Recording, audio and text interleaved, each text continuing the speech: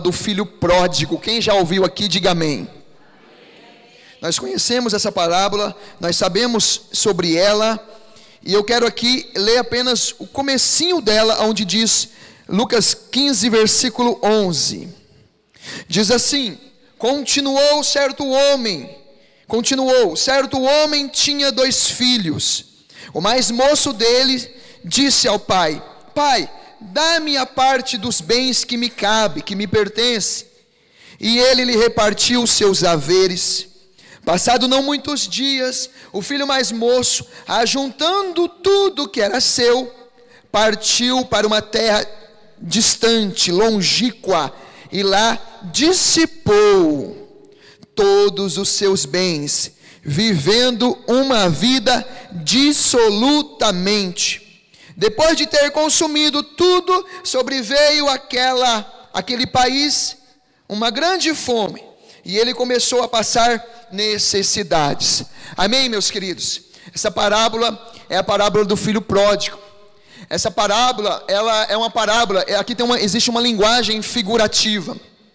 O Senhor usava essa parábola para dar exemplos, para mostrar para os seus discípulos e para a multidão lições, passar lições através de uma linguagem figurativa. Mas também aqui existe uma profundidade, algo literal, algo sólido, algo concreto, que não está simplesmente no mundo abstrato, que não é palpável. Aqui existe uma revelação palpável, concreto, literal, que cabe para a nossa vida.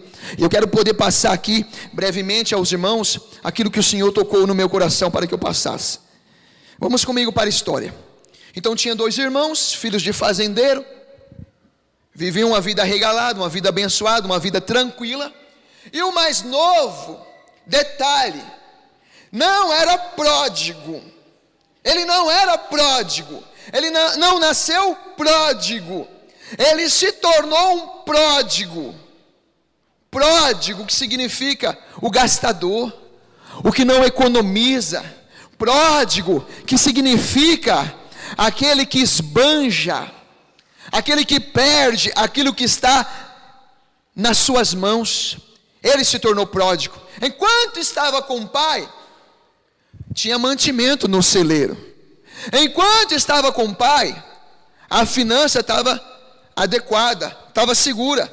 Enquanto estava com o pai, meu irmão, tinha comida, tinha bebida, tinha vestimenta, não passava fome, tinha provisão, porque o seu mantenedor era o seu pai. Amém? Na presença do pai tinha segurança. Junto com o pai, na propriedade do pai, ele vivia, ele tinha vida, ele tinha endereço. Na presença do pai, ele tinha identidade. Amém? Tudo na presença do pai. Mas ele decidiu sair da presença do pai. E saindo da casa do pai, ele se tornou pródigo. Porque ele começou a perder a sua herança. Começou a esbanjar a sua herança. O que estava retido nas suas mãos começou a correr por entre os dedos. Então ele se tornou pródigo, ele começou a perder. Amém, igreja? De que forma? Vivendo uma vida dissoluta. Vivendo uma vida dissolutamente, ou seja, uma vida sem lei, uma vida desregrada, uma vida devassa, sem ter que respeitar hierarquia, uma vida entregue, uma vida aberta. Eu sou dono do meu próprio nariz. Quando o cidadão, ele recusa a lei, principalmente a lei de Deus, ele se intitula dono do próprio nariz, sendo que a Bíblia diz que nós não somos dono de nós mesmos. Quem é dono de nós é o Espírito Santo. 1 Coríntios capítulo 6, versículo 19. Nós não somos dono de nós mesmos, nós temos dono, e esse dono é o Senhor. Mas quando o ser humano diz que é dono de si mesmo, e ele começa a traçar o seu próprio caminho, então esse ser humano automaticamente está se afastando da presença do Pai.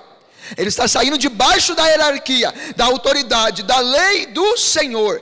Nesse ambiente, Deus não opera.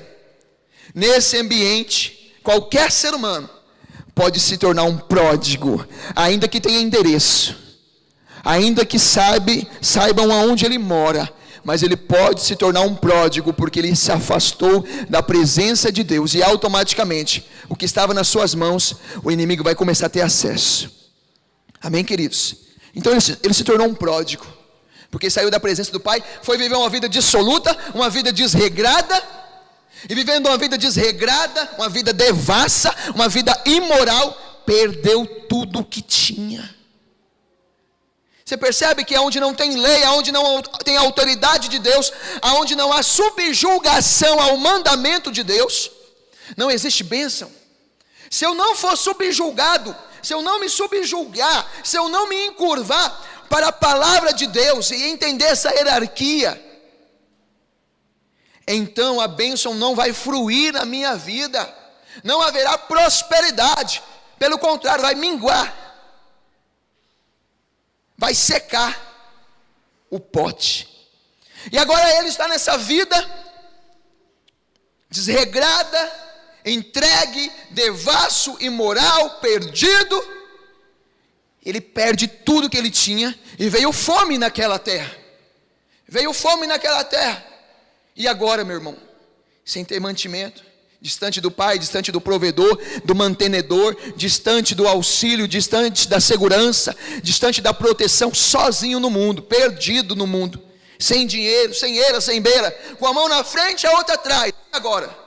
Não tinha ninguém que o ajudasse, porque os amigos foram embora, os falsos amigos. E ele resolve agora, para poder sobreviver, para poder ter alimento, eu tenho que trabalhar. E vai trabalhar em uma fazenda de porcos, em um homem que tinha um negócio de porcos, e ele não recebia comida. E ele sente fome, e alimentando os porcos, com as bolotas, alfarrobas, com a lavagem, alimentando os porcos, sentiu muita fome, desejou comer aquela comida ali dos porcos. Olha que situação que o cara chega, meu irmão.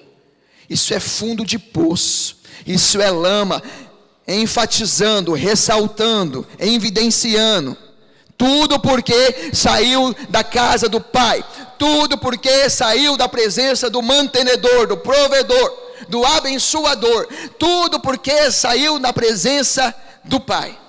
E olha a situação como se encontra agora. E ele disse consigo mesmo: espera aí, até os empregados, a ficha caiu, os olhos se abriu, as escamas dos olhos caíram. Ele diz: na casa do meu pai, até os empregados comem bem, vivem bem. Eu vou voltar para a casa do meu pai. Eu já não sou digno de ser chamado de filho, porque eu pequei contra o céu e pequei contra o meu pai. E eu vou falar para o meu pai o seguinte: pai, me recebe como um criado, me recebe como um servo, pai. E ele faz isso, e ele vem todo destruído, acabado, rebentado, diante das adversidades que ele sofreu, das situações. Ele volta todo destruído para sua casa, e de longe o pai o enxerga, o pai o vê. Aleluias. Diz assim, amados, em nome de Jesus, leia comigo, versículo 20, Lucas capítulo 15, no versículo 20, em nome do Senhor Jesus. E levantando-se foi para seu pai. Vinha ele ainda longe, quando o seu pai o avistou, e compadecido dele, correndo, o abraçou e o beijou. Aleluia! Esse é o pai verdadeiro, que não olha para as condições do filho, simplesmente vai de encontro ao filho, abraça o filho e beija o filho.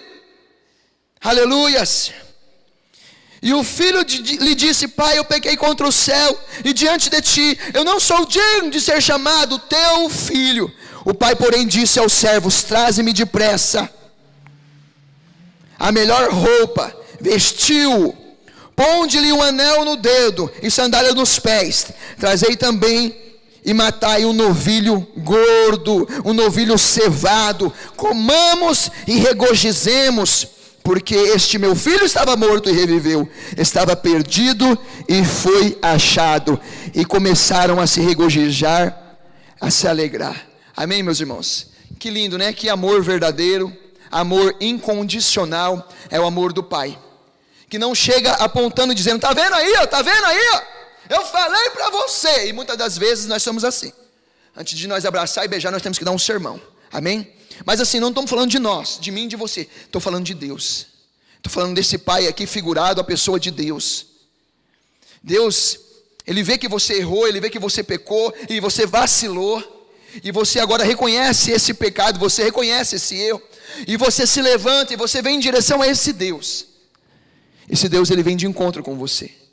O interessante é dizer que à medida que você parte em direção a esse Pai não fica parado, ele vem de encontro com você e já vem de braços abertos para te abraçar, para te beijar e para dizer: filho, eu te amo, filho, eu estou aqui, filho, eu estava esperando por você, filho.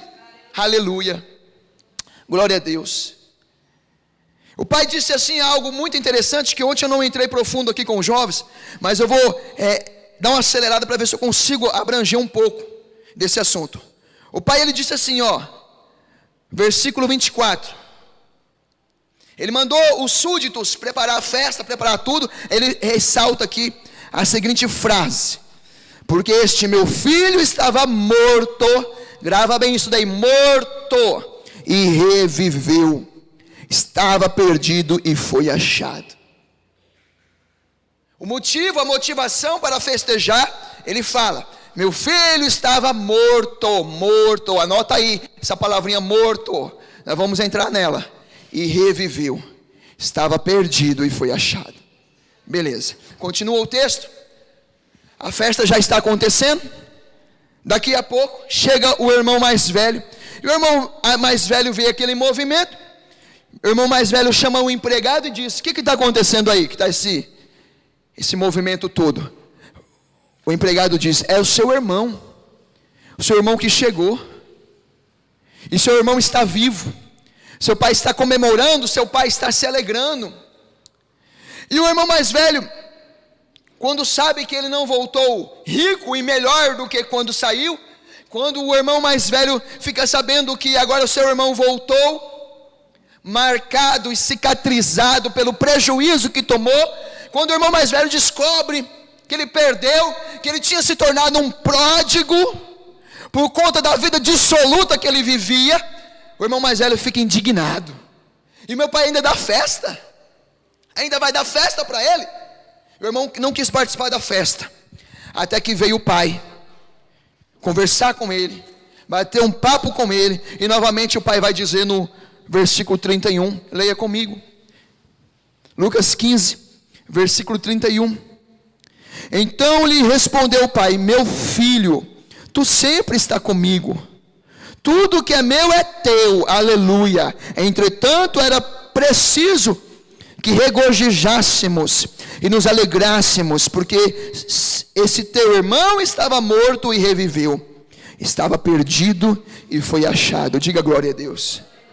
Então o irmão estava lá revoltado com a vida, e quando o pai chega: o que foi, meu filho? Vamos lá para a festa. Seu irmão chegou. Ô pai, eu sempre estava com o senhor aqui, o senhor nem sequer me deu um cabrito para eu churrasquear com os meus amigos, e agora o senhor vai dar festa para esse teu filho aí, o mais novo, que deu todo esse prejuízo para a gente? E o pai fala essa última frase, enfatizando novamente, e termina aqui a história, essa parábola. O pai diz: esse teu irmão, ele estava morto e ele reviveu, ele estava perdido e foi achado.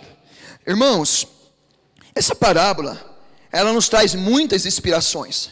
Nós podemos falar só sobre esse filho mais velho, nós podemos falar só sobre o mais moço, o caçula, nós podemos falar sobre toda a situação, nós podemos falar sobre o pai.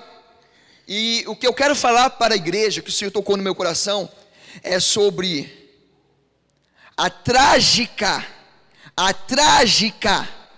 ausência da presença do pai. Se ausentar da presença do pai faz com que nós venhamos viver uma tragédia na nossa vida. Amém? Se ausentar da presença do pai faz com que nós venhamos viver uma vida trágica. E vamos logo entender aqui sobre esse pai figurado à pessoa de Deus. Esse pai aqui que é Deus para a nossa vida, que é o nosso Senhor.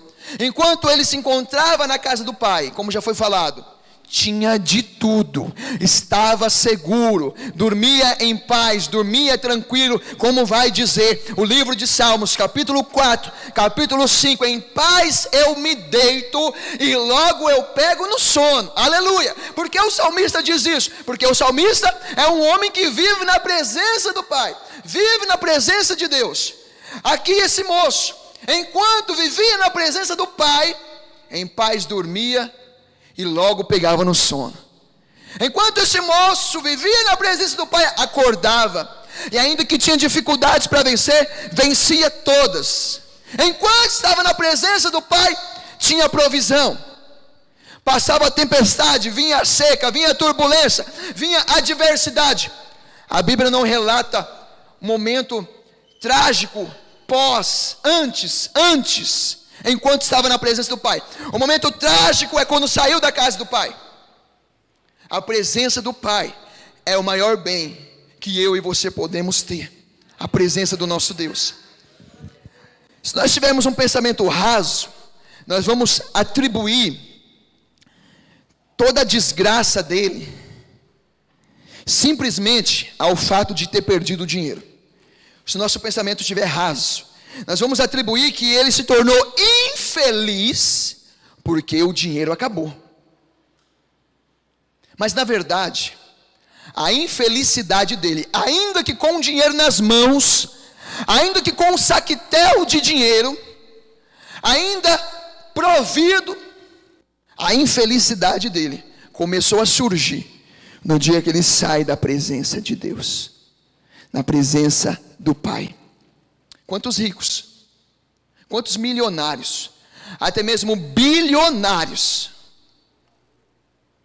não vão chegar ao céu, não vão chegar à Nova Jerusalém, são infelizes por isso, porque obviamente o seu dinheiro não vai comprar a entrada lá, o seu dinheiro não vai comprar uma saúde perfeita, o seu dinheiro não vai comprar o ingresso para ocupar uma cadeira e sentar na mesa e poder presenciar Jesus passando e servindo nós na mesa.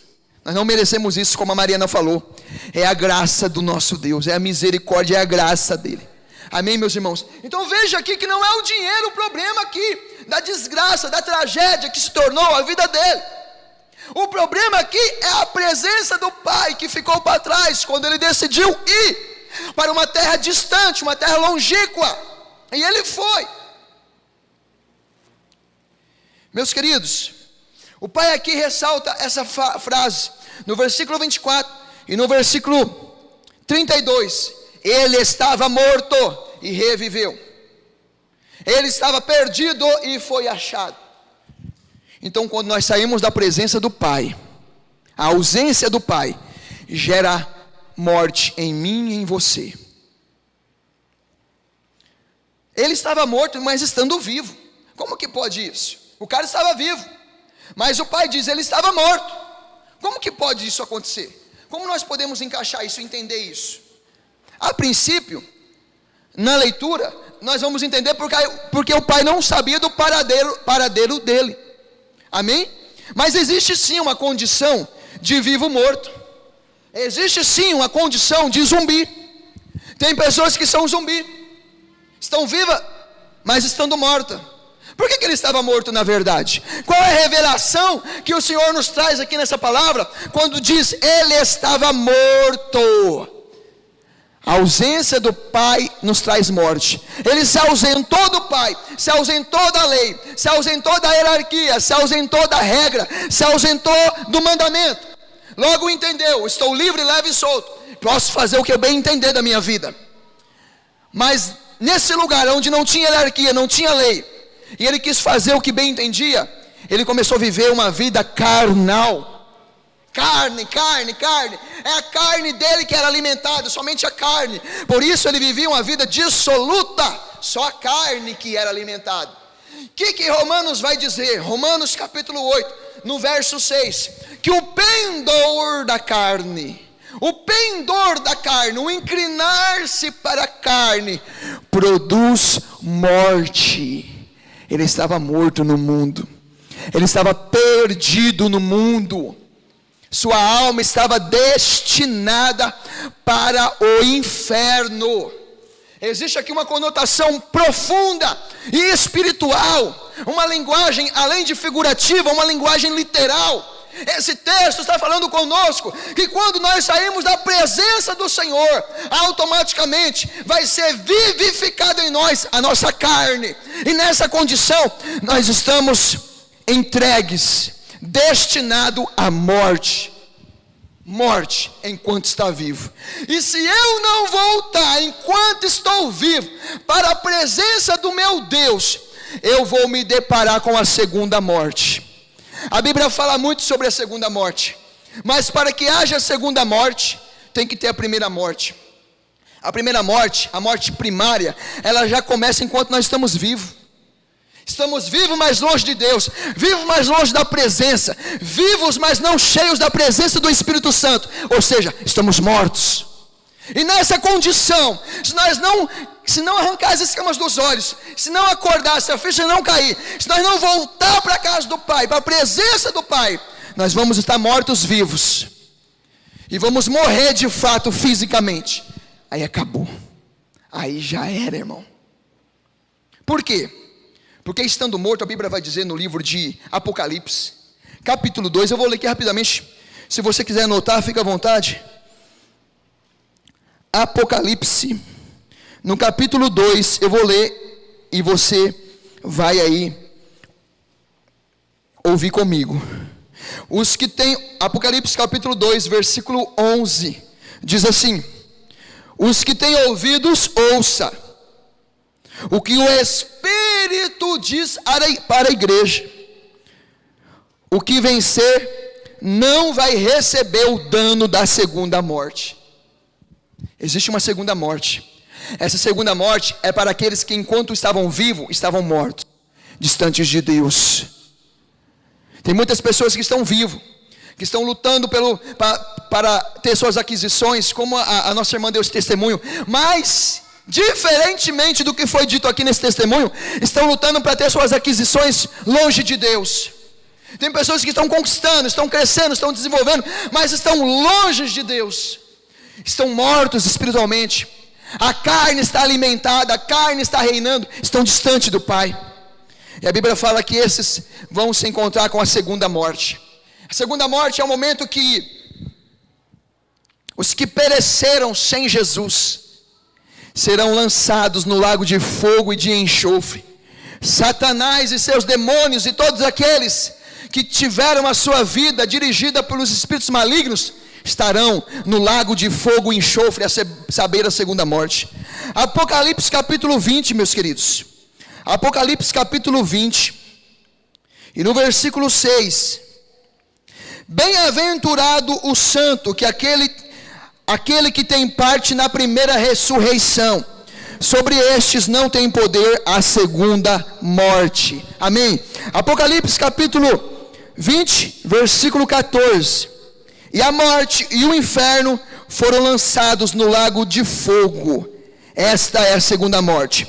E aquele que não foi achado escrito no livro da vida foi lançado no lago de fogo.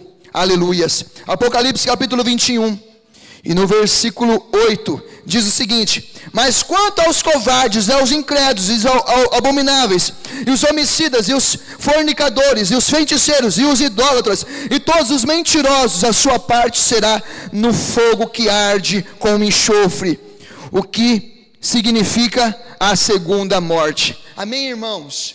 Você viu quantos versículos que falam sobre a segunda morte, a segunda morte, a segunda morte, a segunda morte? Veja a profundidade então do texto que nós lemos em Lucas capítulo 15, o filho pródigo.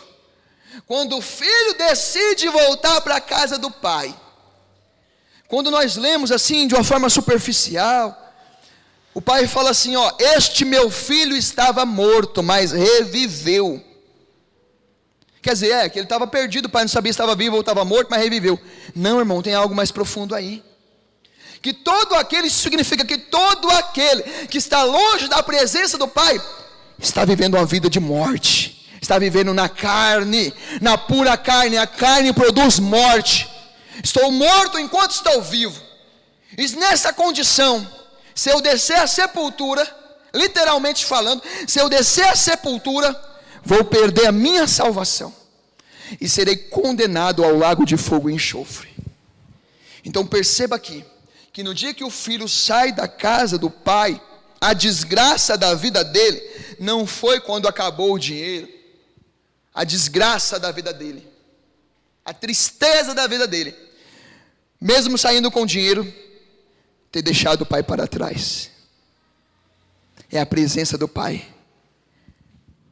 É a presença do pai que vai fazer toda a diferença, meu querido, na sua vida, na sua casa, no seu lar, na sua família, no casamento, na criação dos filhos. É a presença do pai, em mim, em você, em todos nós, que vai fazer diferença no nosso trabalho, aonde nós estivermos na rua. A presença do Senhor, a presença de Deus.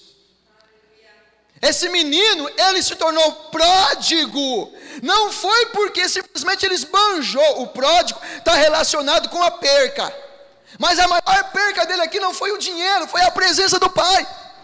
Ele se tornou pródigo. A gente entende porque perdeu seus bens, perdeu tudo, viveu uma vida desregrada. Não, ele se tornou pródigo de verdade, foi quando ele ele perdeu a presença do pai. E às vezes, meus queridos, nós chegamos aqui à conclusão dessa palavra. Vamos concluir essa palavra. Muitas das vezes nós temos endereço, temos identidade, temos casa, temos um teto. Você não está esbanjando o seu dinheiro. Nós não somos pródigo por perder os bens que estão nas nossas mãos, mas de uma forma sutil, nós estamos nos tornando pródigos, espiritualmente falando, porque a presença do Senhor está esvairecendo, correndo por entre os dedos, e eu não estou percebendo. A presença do Senhor está indo pelo ralo devagarzinho, e eu não estou percebendo. Comemos, bebemos, nos alegramos, festejamos, cumprimos com as nossas responsabilidades, nos consideramos por isso abençoados, mas a presença do Senhor às vezes está esvairecendo e correndo por entre os dedos, e nós estamos nos tornando pródigos de uma forma sutil, sem perceber. Amém, queridos? Então, nós não podemos nos contentar com um dia sem estar na presença. Domingo eu vou para o culto, e aí eu deposito, neste dia do domingo que eu vou para o culto, o dia pivô e o dia ápice da minha adoração, da minha comunhão, da minha devoção a Deus. O pivô, o ápice é o domingo que eu vou para o culto. Não existe dia pivô, não existe dia principal. Todos os dias é dia de cultuar ao Senhor, todos os dias é dia de adorar ao Senhor, todos os dias é dia de ir à presença do Pai. Porque se eu estou cômodo com isso, de cultuar apenas porque nós temos culto no domingo, e aí eu penso assim, eu vou buscar o Senhor, mas eu passo a semana inteira sem me dirigir a esse Deus, sem conversar com esse Deus, eu estou sendo um pródigo. Eu estou deixando esvaecer por entre os meus dedos a presença do Pai. Mas nós não ficamos um dia sem comer, não ficamos um dia sem beber, não ficamos um dia sem conversar, não ficamos um dia sem dormir. Todos os dias tu dorme, todos os dias tu come, tu bebe, tu se veste, tu toma banho, tu é abençoado, tu faz aquilo que tu vê que é necessário fazer. Mas mais do que toda essa necessidade que tu tem, que eu tenho, que nós temos a necessidade de todos os dias invocar o nome do Senhor na nossa vida, buscar a presença do Senhor na nossa vida. Amém, queridos? Veja a profundidade disso. A presença do Pai, a presença de Deus é o que faz a diferença. Como é bom poder acordar e falar: Senhor, Pai, eu coloco nas tuas mãos, eu entrego ao Senhor esse dia, e durante o seu dia, os afazeres, as programações do seu dia, você poder estar se relacionando e conversando com Deus, e você tirar um tempo exclusivo para Deus, Porque nós pecamos nessa ideia de falar assim: eu vou orar em espírito. Já falei sobre isso. Eu vou orar em espírito. Você só ora em espírito porque você não se permite parar um minuto e consagrar um tempo exclusivo para Deus. Ou seja, Deus tem que ficar no meio da bagunça toda, no embaraço todo. Enquanto eu estou lavando a louça, enquanto eu estou lavando a roupa, enquanto eu vou no centro, enquanto eu vou no mercado, enquanto eu faço a comida, enquanto eu estou no trabalho, aí eu vou falando com Deus. Espera aí, a atenção na verdade está sendo dada ao trabalho. A atenção está sendo dada para as coisas, os afazeres, não é para Deus. Não que é pecado você falar com Deus enquanto você está nos seus afazeres, mas nós precisamos consagrar ao nosso Deus um tempo exclusivo do nosso dia, todos os dias. Dessa forma a presença se manifestará, dessa forma a presença chegará, dessa forma a Shekinah de Deus vai ser derramado, meu querido e minha querida, e você vai começar a perceber uma glória do Pai, uma glória preenchendo toda a tua casa. Você sabe o que é isso? Você sentir a glória de Deus tomando conta da casa. Aleluia, a Bíblia relata sobre isso, que a glória de Deus quando desceu foi tão grande, que eles sentiram a pressão. Eles tiveram que sair do ambiente, porque a glória de Deus era tamanha, eles não conseguiam ficar lá dentro, de tanta glória, de tanto poder. Esse Deus não encerrou os céus, esse Deus não fechou os céus, esse Deus, Ele tem promessa de derramar o Espírito sobre toda a carne, Ele tem promessa de te alimentar, de ser teu provedor, de te abençoar, aleluia. Mas não sejamos pródigos que vai deixando a presença esvaecer, perdendo a presença, perdendo o interesse. Todo dia é dia de adorar. Todo dia é dia de adorar, é dia de buscar. Todo dia merece para o nosso Deus ser tirado um tempo exclusivo para Ele. Aleluia. Eu tenho certeza que Ele colocará pontos finais e dará início a uma nova história na tua vida, em nome de Jesus. Questões impossíveis serão solucionados, porque operando Deus ninguém impedirá. Aleluia. Mas devemos reconhecer que todo momento onde tinha milagre, tinha a presença de Deus. Não aconteceu milagre sem a presença de Cristo. Não aconteceu milagre sem a glória de Deus ser derramado. A glória de Deus, quando é derramado, milagre acontece. Só acontece milagre quando a glória é derramada. E a glória não é derramada ausente da presença de Deus. A glória é derramada quando estamos na presença do Pai. Aleluia, em nome de Jesus. Meus queridos, quero encerrar com os amados essa mensagem, em nome do Senhor Jesus, e eu quero chamar a tua atenção para isso. Quantas vezes nós somos pródigos, estamos perdendo o que nos foi dado, numa linguagem espiritual, amém?